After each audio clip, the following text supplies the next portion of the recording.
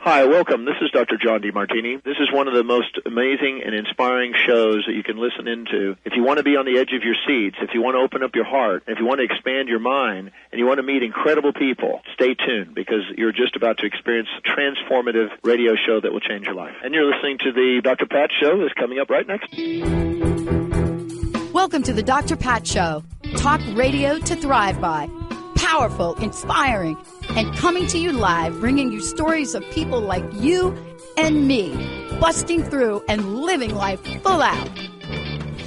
Get ready to dare to wonder what your life would be like if you knew you could not fail.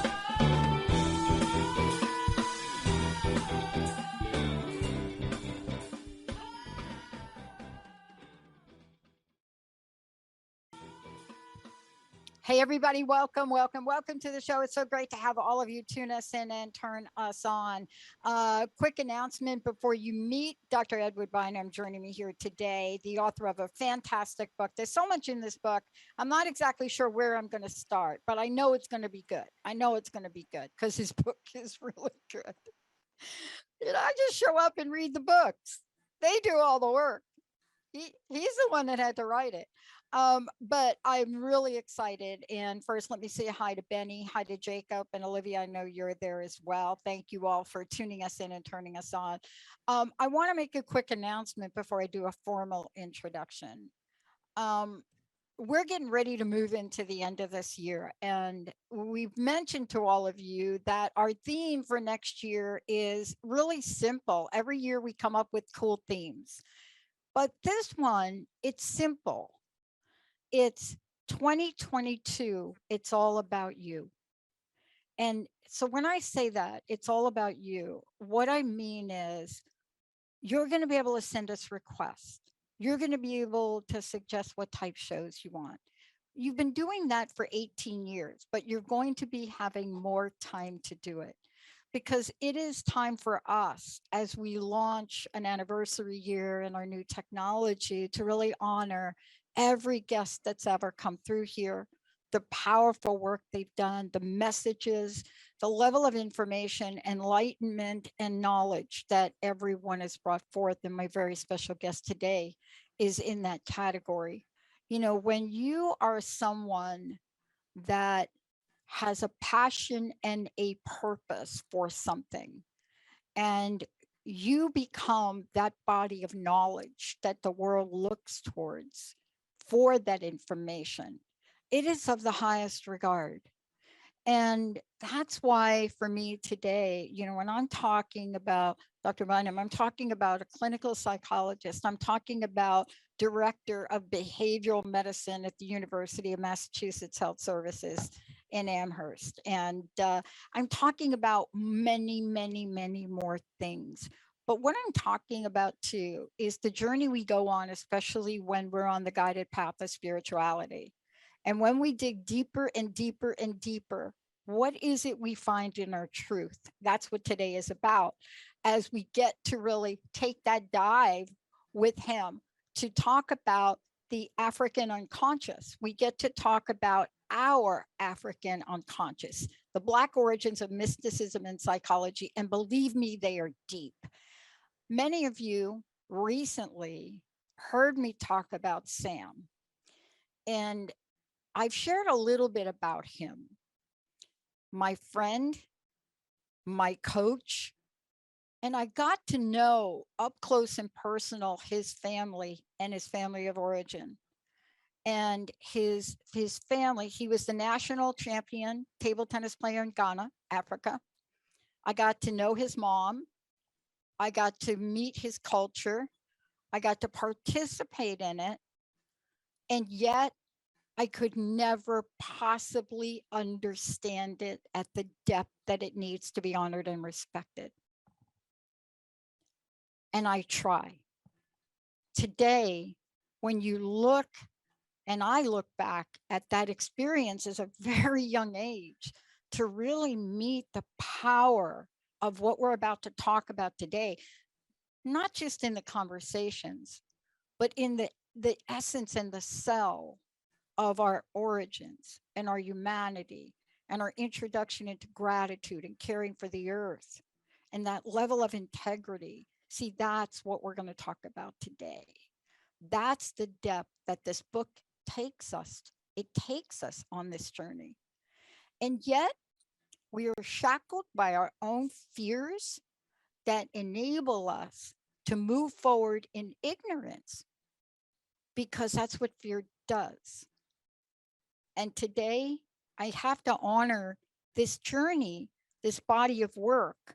But when we're talking about African mysticism, we're talking about something very powerful, very ancient, that is at the core of who we are. And the longer we keep wanting to deny all of that, the more we keep separated from our true nature. Great to have you, Doctor. Welcome to the show. Thank you very much. I'm excited about being here and being able to talk about some of these, in many ways, epic new ideas coming from the frontiers of not only science and medicine, but also the great traditional deep reservoirs of spirituality all across the earth. And they come together in this book, they come together in our time, and they come together during this very intense time in our history, in our society, in our culture. So I'm very excited and feel privileged to be able to talk about it. I want to start at the get-go, if you don't mind. Go ahead. I've been doing this show for a long time, and I don't come from a place of being a journalist, or I come from a place of having a mission 18 years ago. And I dialed the wrong phone number, and here I am. And that mission hasn't changed. You know, there's no such thing as a wrong phone number, right? But here's what I love. I was at one of the weakest points in my journey. And what I realized about where I was then is I was so disconnected from my spiritual roots. I was so disconnected. I was struck by the opening of your book. May I read it? Yes, go right ahead. Okay. This is your dedication to my father, my fathers, the memory of my father, to my sons, their sons, and their daughters, to the spiritual destiny of the human race. That's one of the most powerful sentences I think I've ever read. Can we start by talking about that? Yes, it was dedicated. That dedication came to me in a flash, and it was dedicated to my father, meaning father, my fathers who preceded me, and my own individual father. So the fathers of my lineage, cosmic, spiritual, ancestral, and familial. To my sons, I have two, their sons and their daughters. They don't have kids yet, but they're going to. And ultimately to the spiritual destiny of the human race, because that is my ultimate purpose, goal, definition, and trajectory in this book. And I do mean spiritual destiny of the human race. I tried to bring together in this book not only our findings in contemporary medicine and science, including what goes on in our mother's womb and the process of evolution, but also the teachings of all, no exceptions, all the great spiritual traditions, that all human beings belong to the same great family. We're all brothers and sisters. And this is our real destiny. And we are, in many ways, a species at war with itself. We can't seem to get around this notion. And we find it expressing itself on every continent. Sometimes in history, it's been more intense than in others. And right now, we're having a really intense flare-up again. But I believe, because I am an optimist, we will get beyond this point, including the climate crisis that we are on right now, that we will find a way to get beyond that. You know, every time that there has been a major climate change on the earth in the last several million years, that a new species of us has arisen. Yeah. A new species, a new variation on a theme. And right now, the species that dominates the planet, us, are Homo sapiens, thinking man. But we're at a unique time too, because we stand on the verge of potentially creating a catastrophe that would be very difficult to dig our way out of. There's that. But we are also, for the first time in the history of our species, actually stepping off the planet. The days of purely military and governmental exploration of space are giving way to the commercial exploration of space. Yes. Think about the time between the Wright brothers, Kitty Hawk, and the tinkering around in garages with the early automobile. And then 60, 70 years later, we're landing on the moon.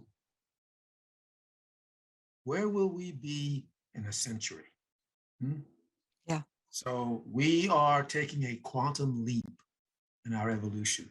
And we will need all the spiritual guidance from our great traditions that we can, from the wisdom traditions of Christianity, Judaism, Islam, Buddhism, Hinduism, Taoism, and they're not that different, particularly in their central mystical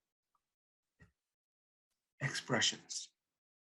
And that's no surprise because, as I point out in the book, Our African Unconscious, deep down, we all have the same nervous system.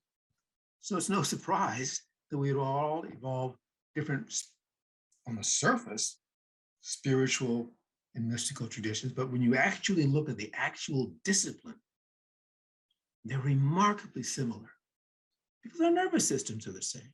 Yeah. And we come out of the same evolutionary origin in Africa. And we have moved this far. You know, our species, Homo sapiens sapiens, we've only been around for maybe 150 to 200,000 plus years ago. Before that time, variations of us were walking around, Australopithecines and other Homo sapien types. And eventually they got either died off or got pruned out. Who knows? But we're the last ones here. And so we lived in Africa for millennia. And then we began to move out, like our earlier ancestors, out of the continent to all the other continents on Earth. And we all looked pretty much the same until about 25 to 35,000 years ago. That's when so-called surface racial diversification occurred. Up until that time, for 150 to 180,000 years, we all looked like Africans.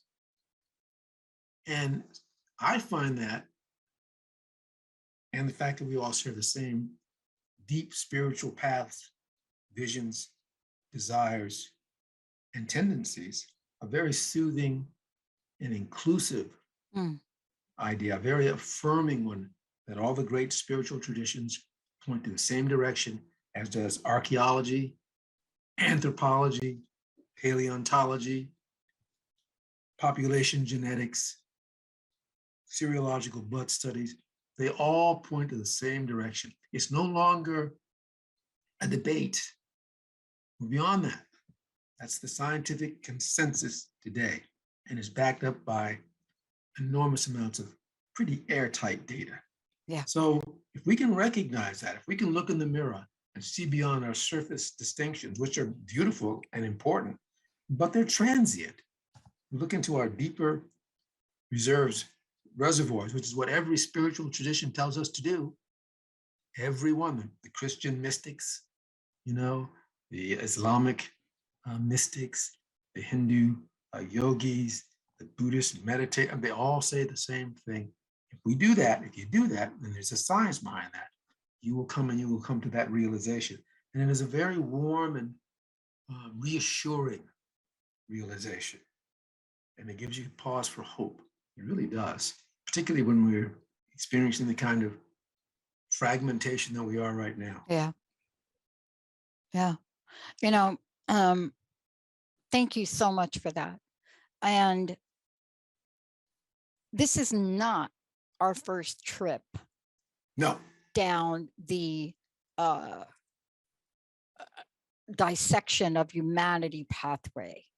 You know, this is not our first trip down here. However, I think like you and like I feel that we are at a point now where we need a next level. And you know what I love about your book? I could have spent the whole hour just talking about, I could have spent the whole hour with you going into detail about the part of the book that talks about medicine, mathematics, and astronomy. I could have spent the whole hour because you take us back to what I love to talk about. And that is how much wisdom has been documented. And then we get our forgetter. Like we have this forgetter, right? We do. We do. Like, right. You know what I mean?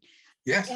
And so I found myself, just as you've written about here, and I want to talk in more detail about it, is I found myself talking on shows about some medicinal remedies that Sam's mother taught me.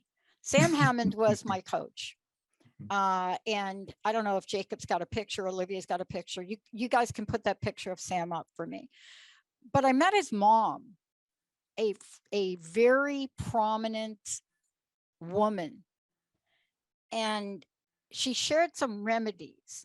And I was talking about them the other day. And this is fascinating to me because in the first time in 18 years, I'm talking about my experience, and some of which you've documented beautifully. And I'm going to talk about Egypt in a minute with you, because I'm just like loving that.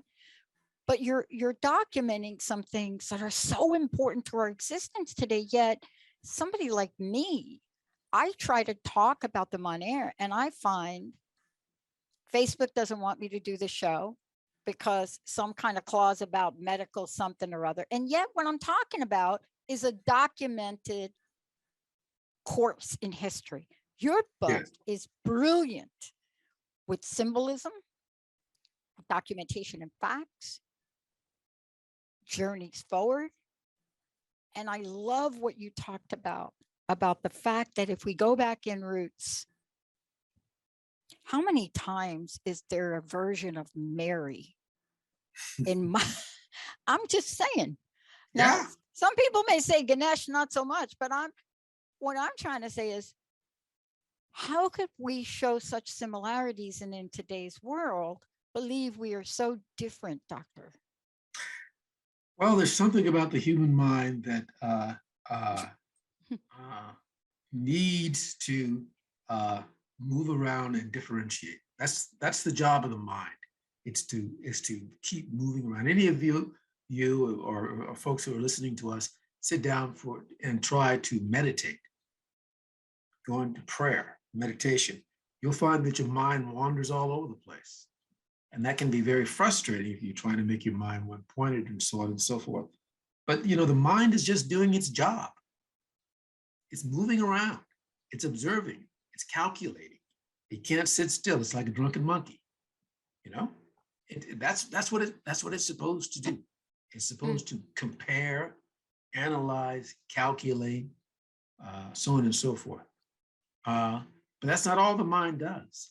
At a deeper level, the mind also has the capacity for attention. Attention is the root of the mind. If you're involved in deep prayer or meditation, you realize that, even if it's difficult to sort of stay there. But the root of the mind is attention. How many times as a speaker, someone gets up and says, "May I have your attention, please?" Right? It means I want your focus. I want your focus. Because when you have your focus, then you can do other kinds of things. Focus is like a laser. When you have your attention, you can do things with it. There's a statement in the New Testament of the Bible that the Christ makes when he says, the lamp of the mind, the lamp of the body is the mind. Okay, when the mind is single, the body is full of light.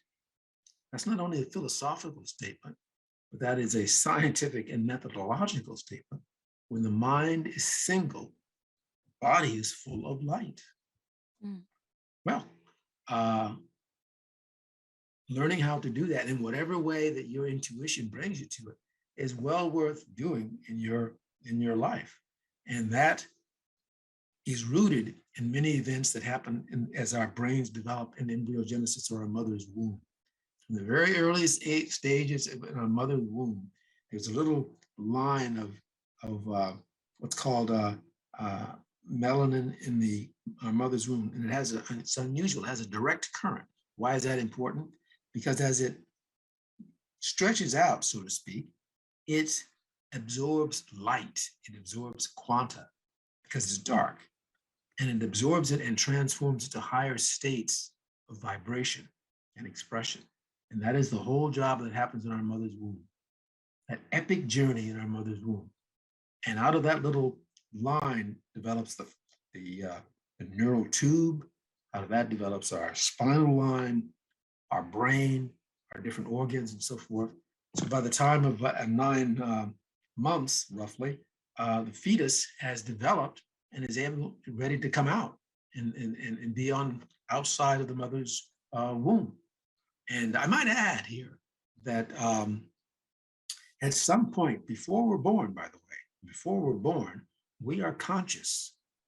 We're not conscious in the way that we think of ourselves now, but we are conscious in some way.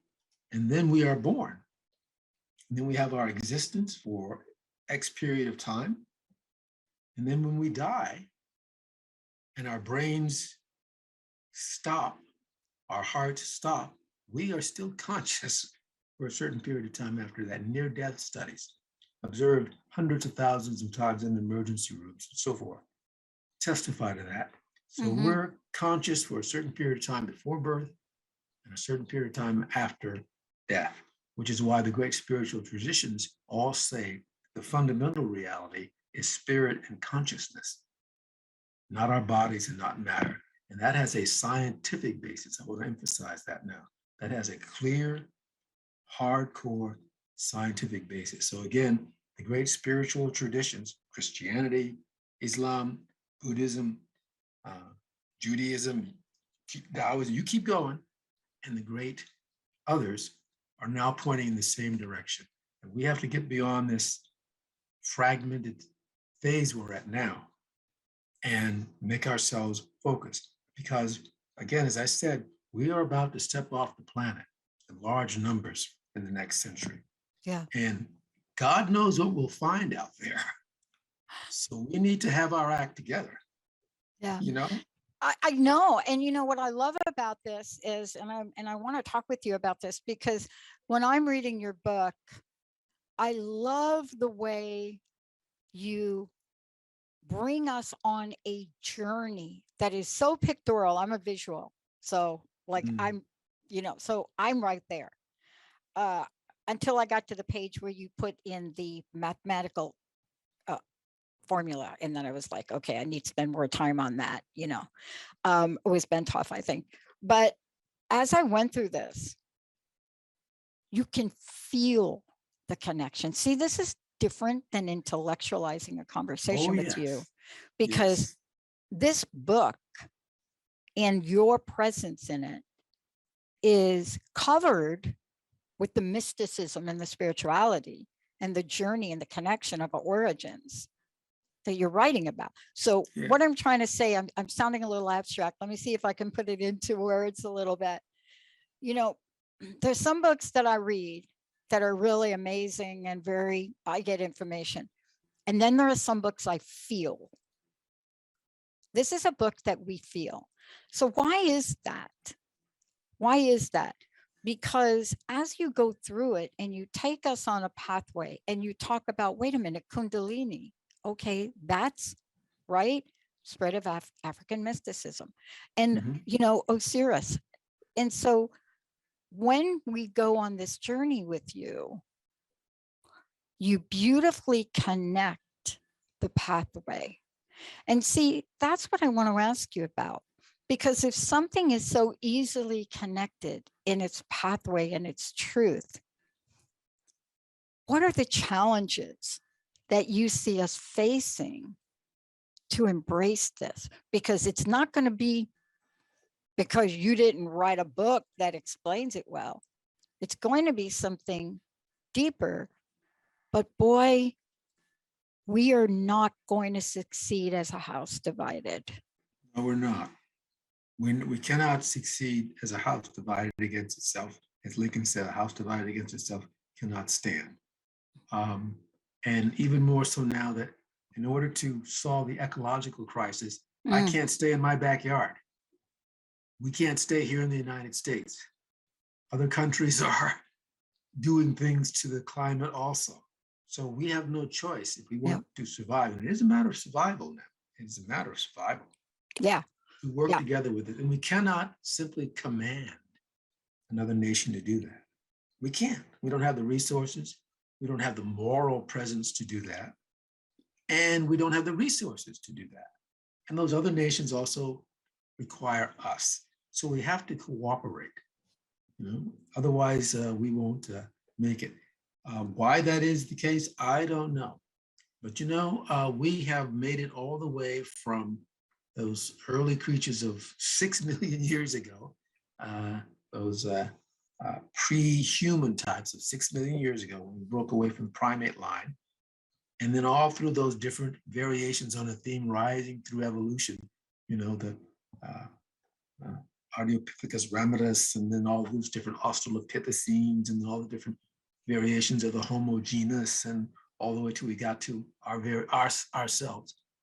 Each way, despite missteps, misalignments, mistakes, ultimately we made the right choice.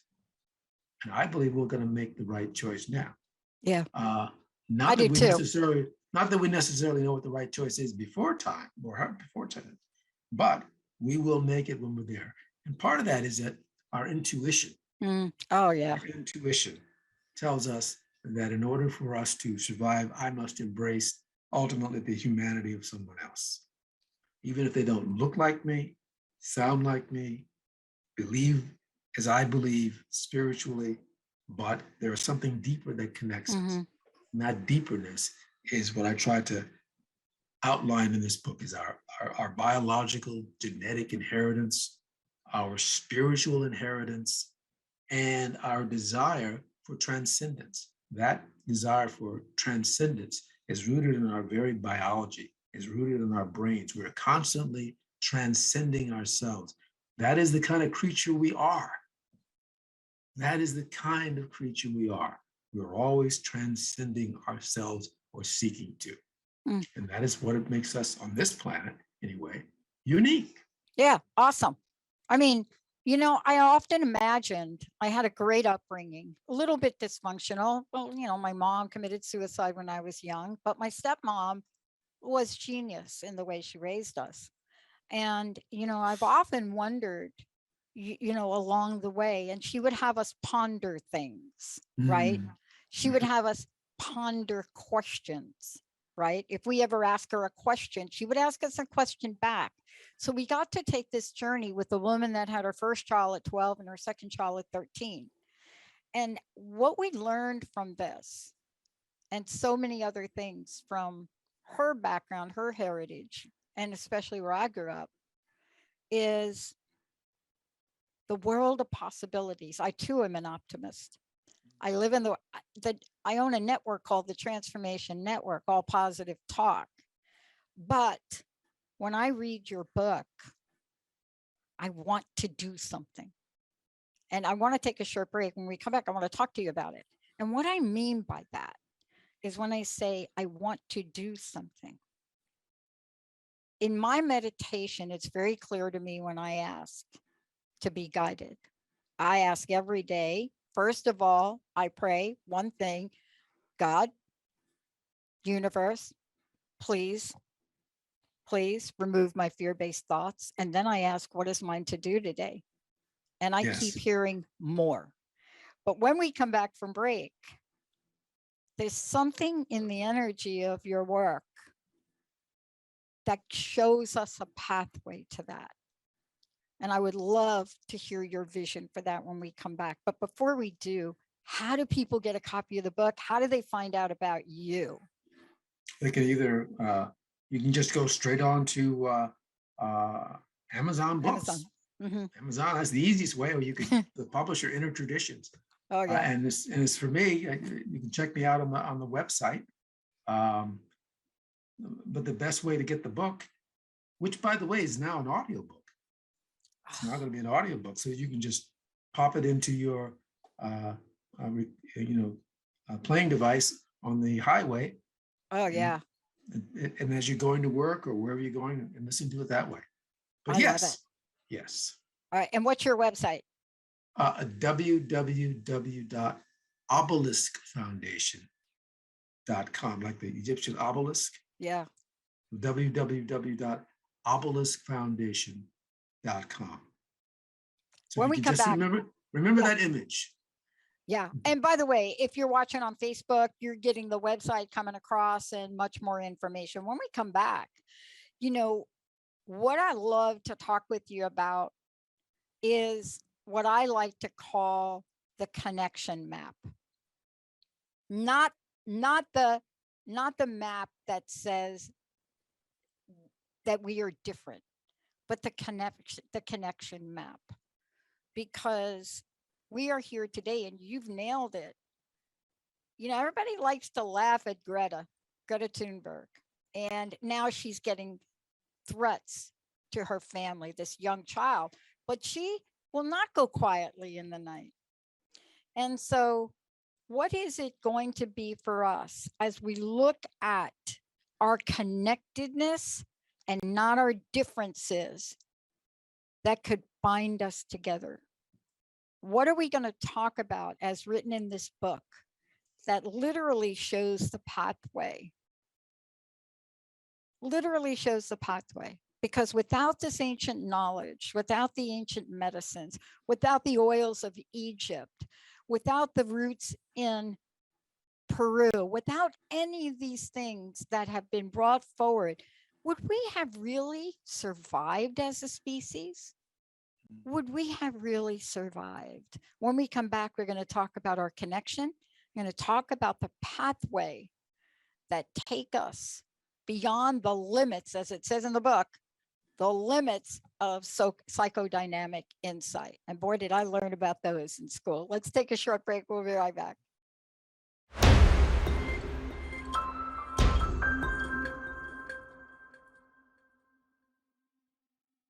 Hey, everybody, welcome back. Man, I got to tell you, I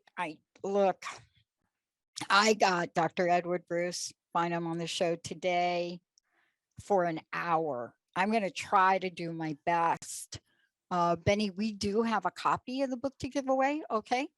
1-800-930-2819. The book is called Our African Unconscious, The Black Origins of Mysticism and Psychology. And there's so much in the book. And of course, you can go to Amazon, by the way, to get the book. And I love that there's an audio. I love that there's an audio version of this now, because I can imagine hearing this now. I mean, reading it, I'm almost like I'm transmuted to a different point in time. Well, part of that, I should say, in full disclosure, that part of that is that I come from the oral tradition, and I'm also a poet. So those two kind of like come together, and that may be some of what you're picking up on in terms of language and And and that's what makes this so wonderful, because we have to learn. See, my mom used to say, in her, I can't do a great Southern drawl, but she used to say, girls, before my brother came, 3 girls, you all have a forgetter. You forget. And she would talk about that in terms of society as time went on, up until her death, actually, very sudden death. She would talk about it. And I want to ask you this. Take us on the journey of the template. Take us on the journey of the unfolding as it is, and what we can openly remember about ourselves when we hear you talk about the African template? Well, we should say that in many of the ancient traditions of wisdom in ancient Greece, Rome, Egypt, the Middle East, Asia, that wisdom was a matter of not discovering new things, but rather remembering. Plato and Socrates talked about wisdom as remembering something that was forgotten a long time ago. Yes. And so we have a concurrence between our biological evolutionary development over the last 6 million years and what in many ways is recapitulated, repeated in the great journey in our mother's womb. And when we come out, those two streams have sort of come together. And if we're fortunate, we have the opportunity to learn and develop our brains, our minds, and our nervous systems. And that is part of learning the wisdom traditions. Knowledge is not always what we think. It's not always what we can speak. If you've ever had a little kid, given birth to one or raised one, brother or sister, whatever, before 2 years old, 12 months or 2 years old, you can see them thinking. They're reasoning something out and they're thinking clearly and intelligently. But they're not using words, are they? No. They're not using language, but they are thinking. And then after a while, after 2 years old roughly, our thinking and our language and our thoughts become so integrated with each other that it's hard for some people after a while to understand that their thinking, or I should say, their language is not the same as their thinking, which is not the same as their thoughts. And the great job of meditation is to begin to separate those so that you can remember your original wisdom. Your original wisdom. I don't think it's any accident. I didn't explore this too far in the book, but I don't think it's any accident that most children who have memories of prior lives, the research done by Dr. Ian Stevenson at the University of Virginia Medical School, thousands of cases, corroborated cases of very suggestive of reincarnation. Well, these memories start fading very quickly after 3 years old. Why? Because the forgetter, as you're calling it, steps in. The forgetter is often their family, often the cultural zeitgeist that says, don't talk about this sort of stuff. And so the child begins to forget what their prior knowledge was. Well, a similar phenomenon happens in wisdom. We forget that, we're not the only age of human beings that knew something. The ancient Egyptians knew something. 10,500 years before Christ, they erected the Sphinx and looks directly into the vernal equinox on the spring, into, I should say, the constellation of Leo, the lion, on the vernal equinox. That's pretty precise. Yeah. Don't you think? Yeah, totally. That's no accident. No. The lion body, head of a man, into the constellation of Leo, 10,500 years, and the ancient Kemetic Egyptians said that is when their civilization was. They refer to that as the time of Zep Tepi, the splendid time of the first time. So in deep meditation, it is possible to remember that. It is possible to remember that. You have to learn how to disassociate yourself from your contemporary mind, which can be done. It takes discipline, but it can be done, and allow the deep reservoirs of memories and flashes and intuitions, often coming in dream states and others, to arise. Yeah. And you can figure that out. You can actually see it. So much of this is forgetting and then remembering again. Yes. I want to ask you about the world we live in today. I mean, and so much, in my view, gets healed when we can break down the barrier of differences. And so much gets healed. And I know this because I've done some healing work along the way. Mhm. Some people believe that we have gone down a path too far to repair.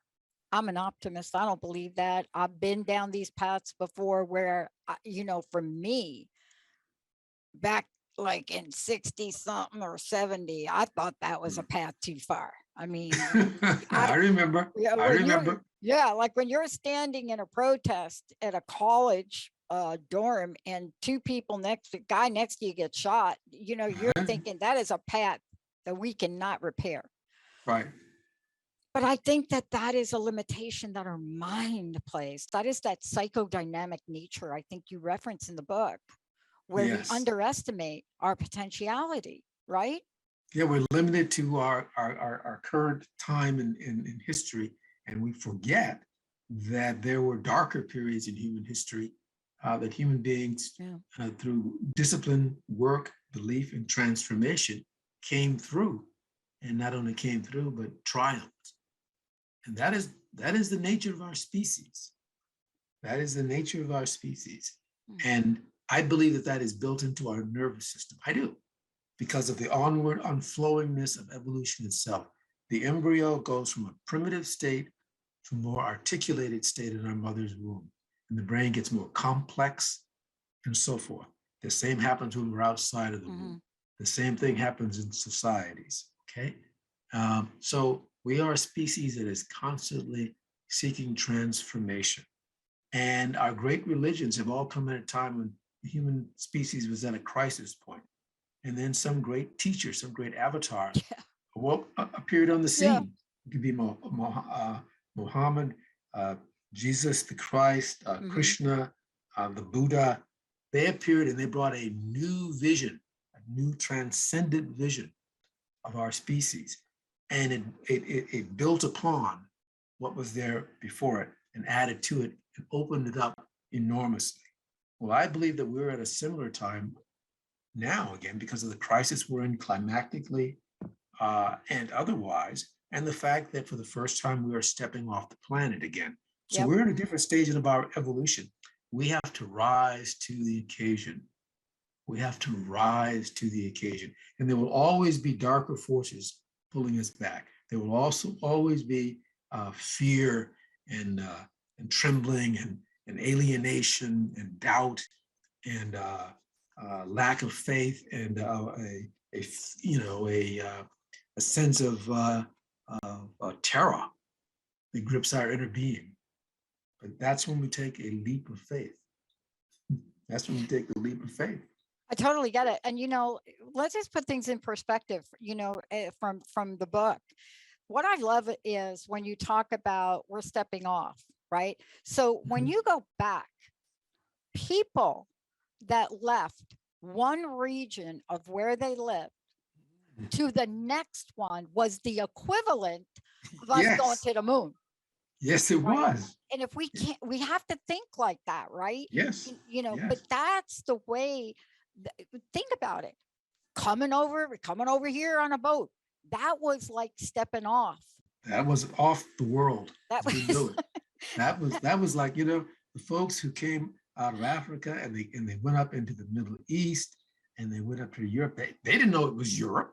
They just knew it was out there. Right. And they adapted to the climate change. Their surface physiognomy changed, but they remained the same species on the inside. Those who went in the eastern directions, and they went up to the Middle East, and they went up to Southeast Asia, and then they went across the island chains, and they eventually got to South America. From the island change, when the Ice Age sucked up all the water, and the islands provided a pathway. They didn't know that was South America. No. They just knew that they were impelled by some internal force to do this. Yeah. But we're the same creature. We are their progeny. And now we are about to do that with the vast reaches of interstellar space. Yeah. We have to develop a consciousness commensurate with that expanded view of ourselves, our minds, our souls, and our consciousness. And I tried to outline very clearly, as much as I could, in our African Unconscious, the Black origins of mysticism in psychology, yes. How the mystical origins became the science of psychology, and how we are still in the process of transformation, and that we have to continually remember to say yes. You know, I know we only have a few minutes left, but I would be remiss if I didn't ask you this question. I am fascinated by what we're calling the Dead Sea Scrolls now. I don't know if we'll continue to call them that.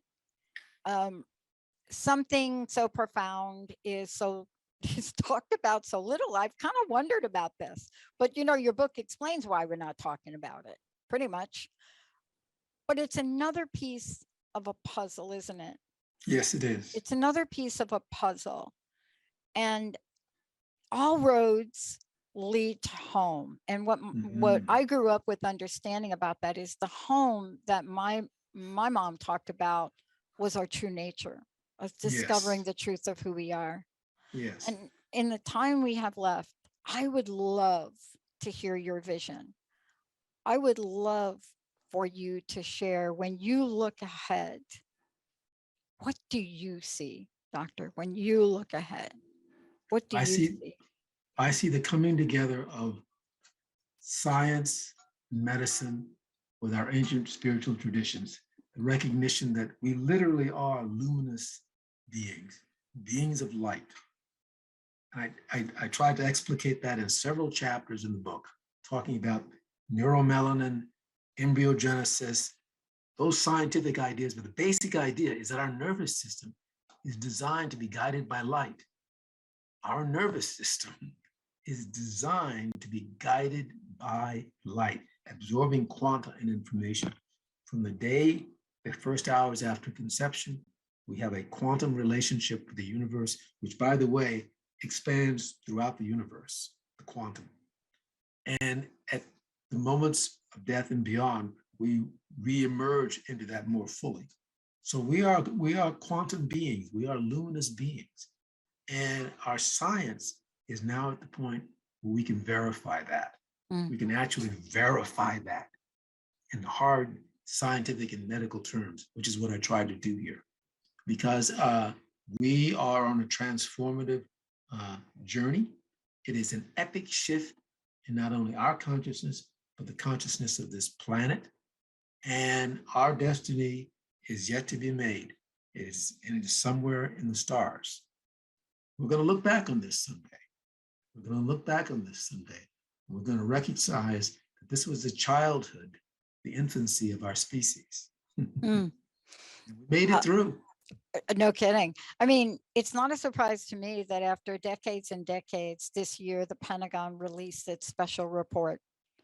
And that special report, really, the release of this information was buried in a bill that was passed last year, right? It was a little thing in there that says, you got to release all the UFO stuff. It wasn't quite put like that. It was put a little bit more legalistically. But the point was, it released information. Yes, it did. That people had been locked up in jail for saying they experienced, right? Yes. Yes.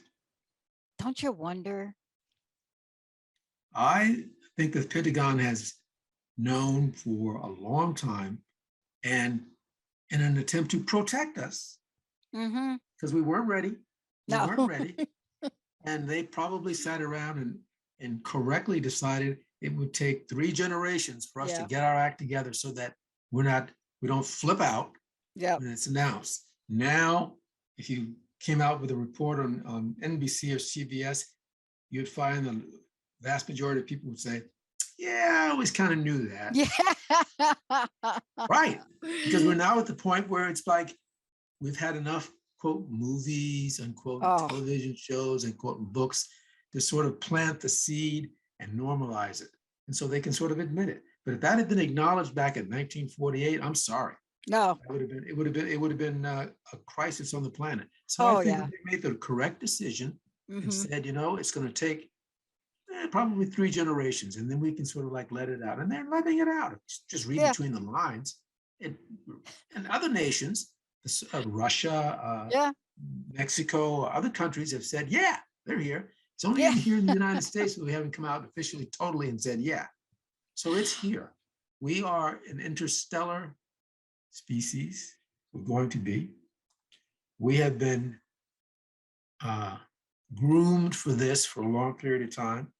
And I think that we're at the point now where we are almost mature enough to do this. We have, if we will listen to our great spiritual traditions and take them seriously, take your spiritual tradition seriously. About all human beings are the same. We're all brothers and sisters. There's no need for this fragmented, hostile, whatever, but recognize our deeper template identity and our consciousness.